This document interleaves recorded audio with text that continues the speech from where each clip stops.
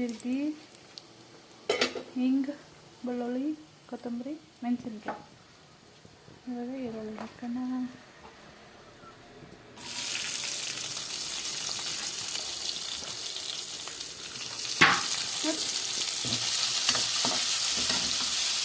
ಬೆಂಡೆಕಾಯಿ ಗ್ರೇವಿ ಮಾಡ್ತಾಯಿದ್ದೀನಿ ನೋಡಿ. ಇದು ಮೆಲ್ಟ್ ಆಗಿದೆ. ಉಪ್ಪು ಹಾಕಿ ಅರಿಶಿನ ಹಾಕಿ ಮೆಲ್ಟ್ ಮಾಡ್ಕೋಬೇಕು ಅಲ್ಲ ನೋಡಿ. ಈರುಳ್ಳಿ ಹಾಕೋಕ್ಕೆ ಮಸಾಲೆ ಎಲ್ಲ ಹಾಕ್ತೀನಿ, ತೋರಿಸ್ತೀನಿ.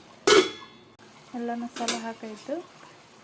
ಜೀರಿಗೆ ಪೌಡರ್, ಕೊತ್ತಂಬರಿ ಪೌಡರ್, ಅರಿಶಿನ, ಮೆಣಸಿನ್ಕಾಯಿ ಪುಡಿ, ಗರಂ ಮಸಾಲ, ಕಸ್ತೂರಿ ಮೆಂತಿ ಹಾಕಿ ಮಿಕ್ಸ್ ಮಾಡೋಣ. ಮೊಸರು ಹಾಕಿ ಈ ಥರ ಮಾಡಿಕೊಂಡು ಆಮೇಲೆ ಸ್ವಲ್ಪ 1 ಗ್ಲಾಸ್ ನೀರು ಹಾಕೋದು ನೋಡಿ. ಗ್ರೇವಿ ಬೆಂಡೆಕಾಯಿ ಹಾಕೋಣ.